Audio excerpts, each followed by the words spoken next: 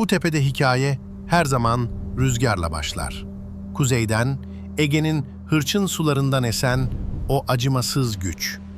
Poyraz.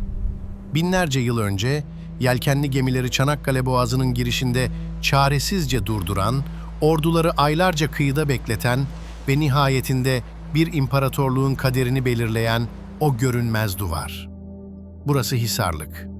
Uzaktan bakıldığında Anadolu'nun sayısız höyüğünden biri, sessiz ve mütevazı bir tepe gibi görünebilir. Ama toprağın altına, taşların fısıltısına kulak verirseniz, kılıç seslerini, yangının çatırtısını ve şairlerin önümsüz dizelerini duyarsınız. Bugün bu tepeye çıkan biri, denizin kilometrelerce uzakta, ufuk çizgisinde kaldığını görür. Ancak Tunç Çağı'nda coğrafya bambaşkaydı. Deniz, kalenin eteklerine kadar uzanan doğal bir koy oluşturuyordu. Yüzyıllar boyunca Skamander, yani bugünkü adıyla Karamenderes Nehri'nin taşıdığı alüvyonlar, körfezi yavaş yavaş doldurdu.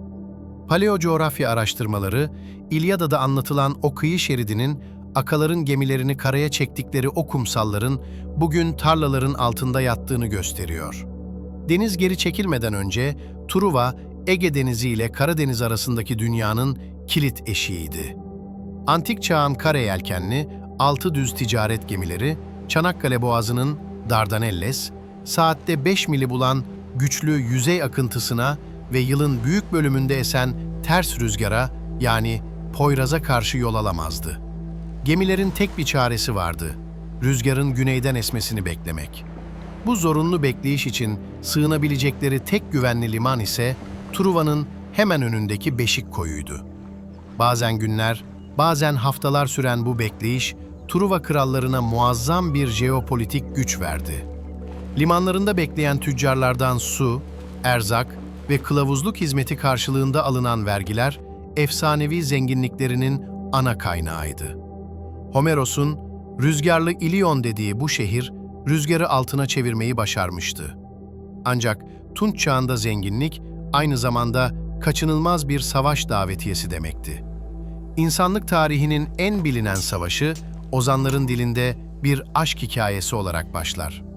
Spartalı Helena'nın Truvalı Prens Paris'le kaçışı, 1000 gemilik Aka donanmasının Ege'yi aşıp Anadolu kıyılarına dayanması ve 10 yıl süren o bitmek bilmez kuşatma. Homeros'un İlyadası bize savaşı Menis, yani öfke teması üzerinden anlatır. Yarı tanrı Aşil'in dinmeyen öfkesi ve şehrini, ailesini korumak için kendini feda eden şehirli kahraman Hektor'un trajedisi. Hektor'un ölümü sadece bir prensin değil, bir medeniyetin düşüşünün habercisidir. Homeros, savaşı kazananların zafer çığlıklarıyla değil, surların tepesinden eşinin ölümünü izleyen Andromake'nin sessiz çığlıklarıyla savaşın trajik yüzünü resmeder.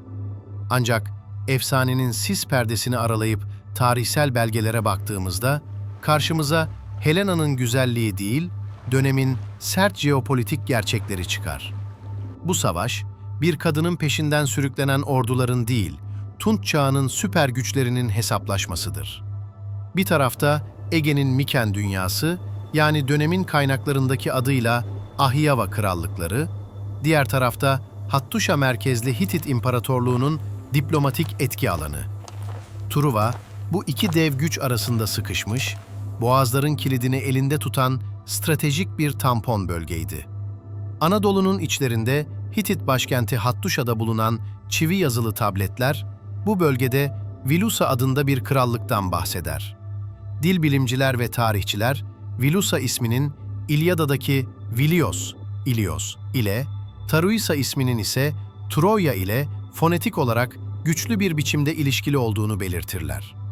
Daha da dikkat çekici olan, Hitit kralı Muvatalli ile Vilusa kralı arasında yapılan Alaksandu Antlaşması'dır. Antlaşmadaki kralın adı Alaksandu'dur. İlyada'da Prens Paris'in diğer adının Aleksandros olması, tarihçiler için göz ardı edilemeyecek kadar çarpıcı bir benzerliktir. Ayrıca, antlaşmanın şahitleri arasında Vilusa'nın tanrısı Apollyonas yer alır ki, bu, Truva'nın koruyucu tanrısı Apollo'nun Hititçe formunu çağrıştırır. Bu belgeler ışığında Truva Savaşı muhtemelen tek bir büyük kuşatma değil, bakır ve kalay ticaret yollarını ele geçirmek için yüzyıllara yayılan Akalar ve Hititler arasındaki vekalet savaşlarının destanlaşmış halidir.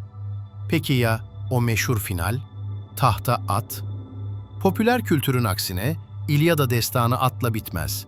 Hektor'un cenazesiyle son bulur. At hikayesi Odiseya ve Aneid gibi sonraki anlatılarda sahneye çıkar. Belki zekice bir savaş hilesi, belki de surları yıkan bir kuşatma makinesinin metaforuydu. Bugün bildiğimiz somut kanıt şudur. Milattan önce 670 yılına tarihlenen Mikonos vazosu üzerindeki kabartma, bu imgenin antik dünyada ne kadar güçlü bir yıkım sembolü olarak hafızalara kazındığını gösterir. Yüzyıllar boyunca bu savaşın sadece bir masal olduğu sanıldı. Ta ki 1870'lerde Heinrich Schliemann adında hırslı bir tüccar, elinde İlyada cildiyle Hisarlık Tepesi'ne gelene kadar. Schliemann, çocukluk hayalinin peşinden koşuyordu, yanan Truva'yı bulmak. Ancak o, bir arkeologdan çok bir define avcısı refleksine sahipti. Aslında Truva'nın yerini ona işaret eden kişi, Çanakkale'de yaşayan, bölgeyi karış karış bilen İngiliz diplomat ve amatör arkeolog Frank Calvert'ti. Fakat Schliemann, kazmayı vurduğunda Calvert'i tarihin dipnotlarına itti ve sahneye tek başına çıktı. Onun yöntemi bulmak değil, varmak üzerine kuruluydu. Homeros'un şehrinin en dipte, ana kayanın üzerinde olduğuna inanıyordu. Bu saplantıyla tepeyi katman katman incelemek yerine devasa bir yarık açarak yardı. Bugün Schliemann yarığı olarak bilinen bu 40 metre genişliğindeki ve 17 metre derinliğindeki yara, arkeoloji tarihinin en tartışmalı trajedilerinden biridir. Schliemann, en alttaki şehre, Truva II'ye, ulaşmak uğruna üst katmanlarda yer alan ve aslında aradığı döneme ait olan saray duvarlarını, yani gerçek Truva Savaşı'nın olası izlerini fark etmeden söküp attı. Şehri ararken onu kendi elleriyle tahrip etti ve 1873 yılının Mayıs ayında Schliemann o parıltıyı gördü. Toprağın altından çıkardığı binlerce altın halka, kadehler ve taçlardan oluşan buluntuyu Priam'ın hazinesi ilan etti. Bu keşfi dünyaya duyurmak için eşi Sofya'ya o antik takıları taktırdı ve fotoğraflarını çektirdi. Ancak bu fotoğraf sadece bir gösteriş değil, aynı zamanda bilimsel bir kayıptı. Schliemann o takıları arkeolojik katmanından, yani bağlamından kopardığında onların hikayesini de silmiş oldu. Çünkü sonradan yapılan analizler gösterdi ki Schliemann'ın bulduğu hazine Truva Savaşı'ndan tam 1000 yıl öncesine. Yani milattan önce 1200'lere değil, milattan önce 2400'lere erken Tunç çağına aitti. O doğru yeri bulmuş ama yanlış zamanı yağmalamıştı. Hazine ortaya çıkar çıkmaz, Schliemann Osmanlı makamları arasında gerilimli bir mülkiyet çekişmesi başladı. Dönemin Maarif Nazırı Saffet Paşa, kazıların başından beri Schliemann'ın niyetini sezmiş, arazileri kamulaştırarak ve kazı alanına gözlemciler yerleştirerek mirası korumaya çalışmıştı. Ancak Schliemann, bulduğu hazineyi Karanlık Liman mevkiinden gizlice gemilere yükleyerek Atina'ya kaçırmayı başardı. Osmanlı Devleti peşini bırakmadı. Davalar açıldı, tazminatlar ödendi, ancak hazinenin mülkiyeti tartışmalı bir şekilde el değiştirdi. Önce Berlin'e giden, Dünya Savaşı'nda kaybolan ve yıllar sonra Rusya'da ortaya çıkan bu hazine, bugün hala çıkarıldığı topraklardan uzakta, Moskova'da Pushkin Müzesi'nde sergileniyor. Schliemann'ın yarattığı toz bulutu dağıldığında, gerçek bilim insanları Wilhelm Dörpfeld, Carl Blegen ve Manfred Korfmann sahneye çıktı.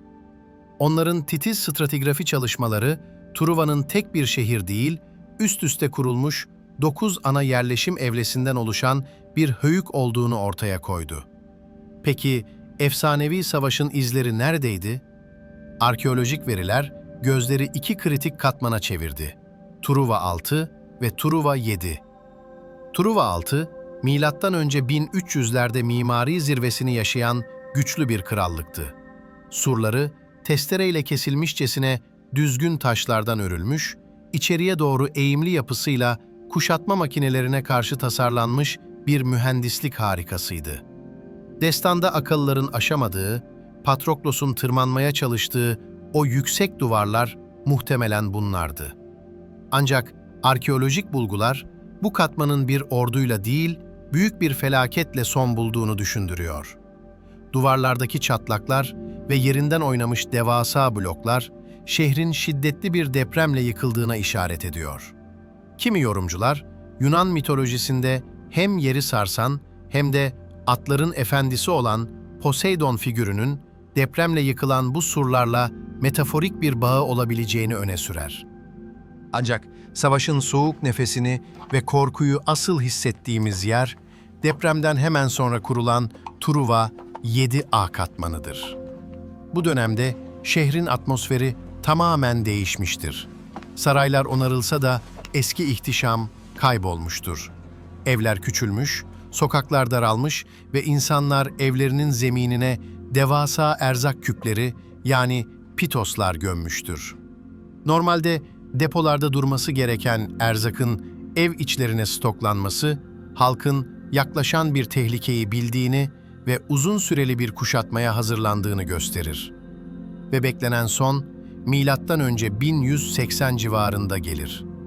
Arkeologlar bu katmanda özellikle saray kapısının önünde ve sur diplerinde yığınlar halinde sapan taşları buldular.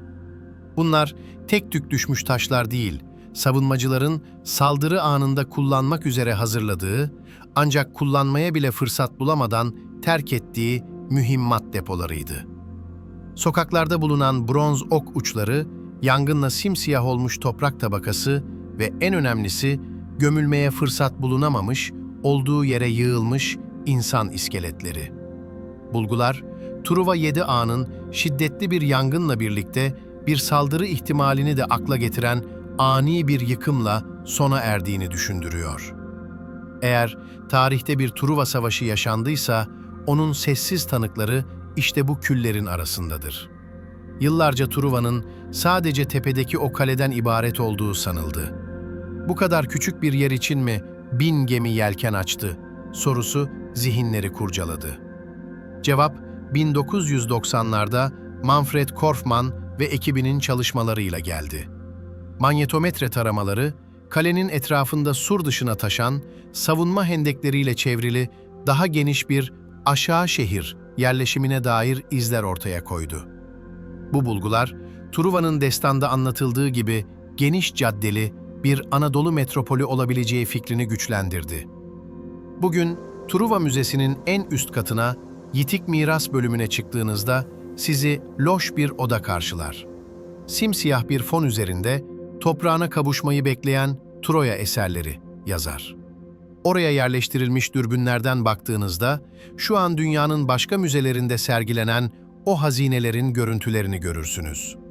Bu sunum, kültür varlıklarının doğdukları topraklarda güzel olduğunun en sessiz ama en güçlü haykırışıdır.